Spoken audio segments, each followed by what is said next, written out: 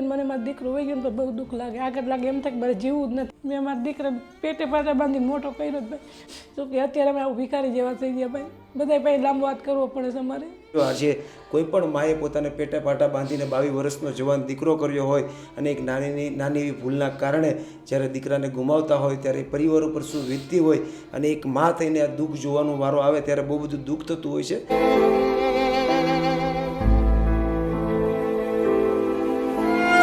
તો કાકા, પહેલાં તો મારું નામ નિલેશભાઈ છે, તમારું શું નામ છે? મારું નામ જયદીપસિંહ રાણા, જયદીપસિંહ ખેતુભા. અને તમારું બા? અસ્મિતા બરાણા. જયદીપસિંહ અસ્મિતા બરાણા. તો હાલમાં શું તકલીફ પડી રહી છે બા? આ બધી કરિયાણાની એવી તકલીફ પડે ભાઈ, કમાવાનું એકમાં દવાખાનું બહુ છે ભાઈ. એ બાબુ આવી ગયા પછી કોઈ નથી ભાઈ, નિરાધાર આવ થઈ ગયા ભાઈ. અત્યારે કોઈ આમ ન જોવે ભાઈ. દીકરો હતો દારૂ હતું ભાઈ મારે. અચ્છા, એક દીકરો ઓફ થઈ ગયો છે? એક જ હતો.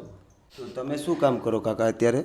હું સિક્યોરિટીમાં નોકરી કરું છું, 8,000માં નોકરી કરું છું. અને તમારી ઉંમર શું છે? 62 વર્ષ થઈ ગયા. અને તમારી બા? મારી 50માં 2 ઓછા. 48 વર્ષ. મને મારો દીકરો હોય ગયો તો બહુ દુઃખ લાગે, આગળ લાગે એમ થાય કે મારે જીવવું જ નથી. મને આના હાથ થઈને જીવવું પડે ભાઈ, એવું થઈ જાય.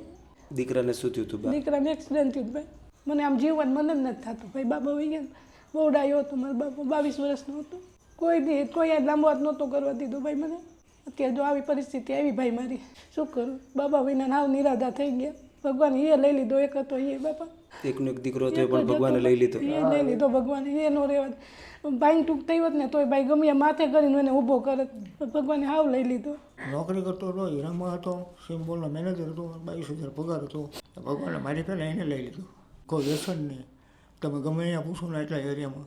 અને હવે આયુષ્ય જો ઓછું હોય તો એમાં તો શું કરી શકીએ આપણે? મનમાં મૂંઝાયા રાખે, હવે શું કરશું, કેવી રીતે હલશું ઘર, આ ને તે. બધું ભગવાન આપી લેશે આપણને. આપણે કર્મ કર્યા ભોગવવા પડે છે. કંઈ ઓલા પૌણા પૂરો તો આપણે ભોગવવા પડે. આપણા પેઢીમાં નહીં હોય છોકરા. એ કઈ હાલતમાં જેની મને ખબર હોય ભાઈ. મેં મારા દીકરાને પેટે પાટા બાંધીને મોટો કર્યો જ ભાઈ. મેં ભાડે રહેતા પહેલાં, પછી આ મકાન કર્યા. એ કે મમ્મી આપણે દિવાળીએ ધાબુ ભરશું. દિવાળી રોજ મને એમ કે, રોજ મને હાથમાં આવે ને તો મને એમ થાય કે જીવવું જ નથી. મને એવું થઈ ગયું ભાઈ, બાબા વહી ગયા બસ. અને ડાયો એવો. આજે તમે પેટે પાટા બાંધીને તમારા દીકરાને મોટો કર્યો અને એક એક્સિડન્ટમાં તમારા દીકરાનો જીવ વયો ગયો ભાઈ. બા, આજે તમે જે પણ હાલત સાથે જીવો છો તો એમાં આજે અમે તમને શું સપોર્ટરૂપ બની શકીએ બા? જે તમે કરિયાણું દો તો શું કે અત્યારે અમે આવું ભિખારી જેવા થઈ ગયા ભાઈ. બધા ભાઈ લાંબો વાત કરવો પડે છે અમારે. અત્યારે બધા પાસે લાંબો હાથ કરવો પડે છે ભાઈ, કરવો પડે. દવાખાનો હોય તો એ કરવો પડે ભાઈ. 8,000માં શું પૂરું થાય ભાઈ? એ વાત બી સાચી છે. 8,000માં તો ઘર ચલાવવું ઘણું બધું મુશ્કેલ બની જાય. બાબાને 22,000 પગાર હતો ને તો મારે કોઈ ભાઈ થાય નહોતી પડતી. અત્યારે બહુ મુસીબતમાં આવી ગયા ભાઈ અમે. અને અત્યારે રેશનભાઈ કંઈ નથી આપતા ભાઈ. પહેલાં તો ઘઉં ચોખાની આપતા ને તો મારે હાલતું ભાઈ. અત્યારે એ નથી આપતા ભાઈ, રેશનમાં બંધ થઈ ગયું છે. અચ્છા, એટલે તમારી પાસે રાશન હતું પણ રાશન આવતું બંધ થઈ ગયું રાશન કાર્ડમાંથી? ભાઈ હાવ બંધ થઈ ગયું. પણ તમે બિલકુલ ચિંતા નહીં કરતા. આજે અમારી પૂરી ટીમ દ્વારા તમને ચોક્કસથી મદદરૂપ થવાની કોશિશ કરશે, ઠીક છે? તમે બિલકુલ ચિંતા નહીં કરતા. તો દોસ્તો, હાલ અમે ભાવનગરની અંદર હતા. તમે દરેક લોકોએ આ પરિવારની વાત તો સાંભળી થશે.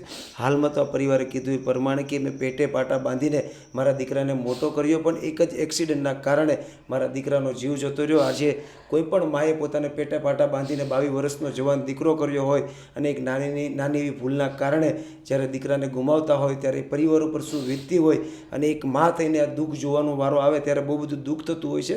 આ કાકાની 50 વર્ષ કરતાં પણ વધારે ઉંમર છે. આજે આ ઉંમરે સિક્યુરિટીની જોબમાં પોતે પોતાનું ઘરનું ગુજરાન ચલાવી રહ્યા છે.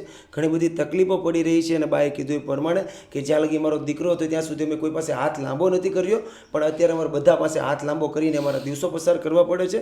તો આજે આપણી પૂરી ટીમ દ્વારા આ જરૂરિયાતમંદ પરિવાર, આ નિરાધાર પરિવારને કે કેવી રીતના સપોર્ટ બનવાની કોશિશ કરશે કે આ પરિવારને જે પણ રાશન કરિયાણામાં તકલીફ પડી રહી છે એમાં બહુ મોટી રાહત મળે. તો બસ દોસ્તો, વિડીયો એન્ડ સુધી જોજો અને તમારા દરેક ગ્રુપમાં વિડીયોને શેર કરજો. અત્યારે તો આ પરિવારને જે પણ તકલીફ પડી રહી છે એમાં આજે આપણે સપોર્ટરૂપ બનવાની કોશિશ કરીએ.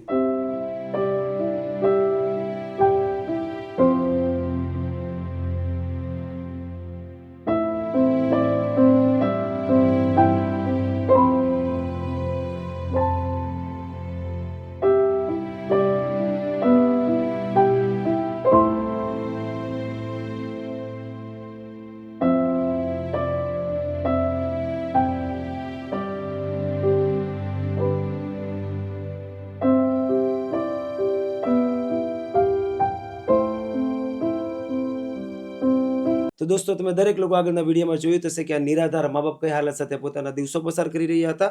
આજે આ પરિવારની જે પણ રિક્વાયરમેન્ટ હતી, રિક્વાયરમેન્ટના હિસાબે પરિવારે જે પણ નાનું મોટું રાશન કરિયાણું કીધું હતું એ બધું જ રાશન કરિયાણું અત્યારે લઈ લીધું છે, જેથી કરીને આવનારા સમયમાં આ મા બાપને જે પણ જમવામાં તકલીફ પડી રહી હતી એમાં આજથી આ પરિવારને બહુ મોટી રાહત મળશે. અને દોસ્તો આજે રાશન કરિયાણામાં જેણે સપોર્ટ કર્યો છે એમનું નામ છે કાશ્મીરાબેન દેસાઈ, જે યુકે લંડનના રહેવાસી છે. આજે કાશ્મીરાબેન દેસાઈના પૂરા પરિવાર તરફથી આ નિરાધાર પરિવારને જે પણ રાશન કરિયાણામાં જમવામાં તકલીફ પડી રહી હતી એમાં આજે કાશ્મીરાબેન દેસાઈનો પૂરો પરિવાર આ પરિવારને સપોર્ટર બન્યો છે. તો આજે લાઈફ હેલ્પર ચેરિટેબલ ટ્રસ્ટની પૂરી ટીમ કાશ્મીરાબેન દેસાઈનો દિલથી આભાર વ્યક્ત કરે છે. તો કાકા, આજે તમારી રિક્વાયરમેન્ટના હિસાબે તમે જે પણ રાશન કરિયાણું કીધું હતું એ બધું જ રાશન કરિયાણું તો આવી જ ગયું છે. તો આજે કેવું લાગે છે રાશન આવ્યા પછી? રાશન આવ્યા પછી અમને સારું કે અમારું ઘર ભરણ પોષણ હાલશે. વરાદી અમારે કોઈ પાસે પૂછવું નહીં, લાંબો વાત નહીં કરવો પડે. ભાઈ ભગવાન તમારું સારું કરે તો એમ જ કહું, કોઈને ભગવાન આવું દુઃખ ન આપે. હું એમ જ કહું, દીકરા ગયા પછી બાપા ગમે એ માવતરને ભગવાન એ જરૂર તો તું દેતો નહીં દીકરા બિચારા કોઈક મા બાપને અમારા જેવાને, અને દે તો હરકી રીતે દેજે બાપા. અમે એમ જ કહી ભાઈ તમારો ખૂબ ખૂબ આભાર, બહુ જ આભાર તમારો. શક્તિમાં તમને બહુ બહુ સારું કરે બાપ. થેન્ક યુ સો મચ બા. અને આજે આપણને સંપૂર્ણ રાશન કરિયાણા માટે જેણે સપોર્ટ કર્યો છે એમનું નામ છે કાશ્મીરાબેન દેસાઈ, જે યુકે લંડનના રહેવાસી છે. આજે કાશ્મીરાબેન દેસાઈના પૂરા પરિવાર તરફથી તમને આ રાશન મળ્યું છે. તો તમે આજે કાશ્મીરાબેન દેસાઈના પૂરા પરિવાર અને કાશ્મીરાબેનને કંઈ કહેવા માંગતા હોય તો? અને મેં ધન્યવાદ કહું છું બાપા, અમારા તરફથી ભગવાન એને જાજુ જાજુ આપે અને આવી બધી સેવા કરે. બે જ કહીશ. Thank you so much. નાના દુખ્યા માણસનું કોઈ જોતા નથી. તમે જે દુઃખનું અમારી વ્યાખ્યા સાંભળી એના માટે તમારે ખૂબ ખૂબ અભિનંદન. મારા વરદીનું કરિયાણું આવી ગયું તો ખૂબ ખૂબ તમારો આભાર, અને ભગવાન તમને રાજુ આપે એ મારી અપેક્ષા. તો thank you so much Kashmiraben Desai. આજે તમારા સપોર્ટથી, તમારા સહયોગથી આ જરૂરિયાતમંદ, આ નિરાધાર પરિવારને બહુ મોટી રાહત મળી છે. જેવી રીતના કાકાએ કીધું એ પ્રમાણે કે અમને જેવું દુઃખ આપ્યું છે એવું દુઃખ ભગવાન કોઈને ના આપે, પણ આજે તમારા સપોર્ટથી, તમારા સહયોગથી આ નિરાધાર પરિવારને બહુ મોટી રાહત મળી છે. તો આજે અમારી પૂરી ટીમ કાશ્મીરાબેન દેસાઈ અને એમના પૂરા પરિવારનો દિલથી આભાર વ્યક્ત કરે છે. તમે જ્યાં પણ હો ત્યાં ભગવાન તમને તન મન ધનથી તંદુરસ્ત રાખે. બસ હર હંમેશને માટે આવી જ રીતના જરૂરિયાતમંદ લોકો માટે, નિરાધાર લોકો માટે સપોર્ટર બનતા રહેજો. Once again thank you so much Kashmiraben Desai.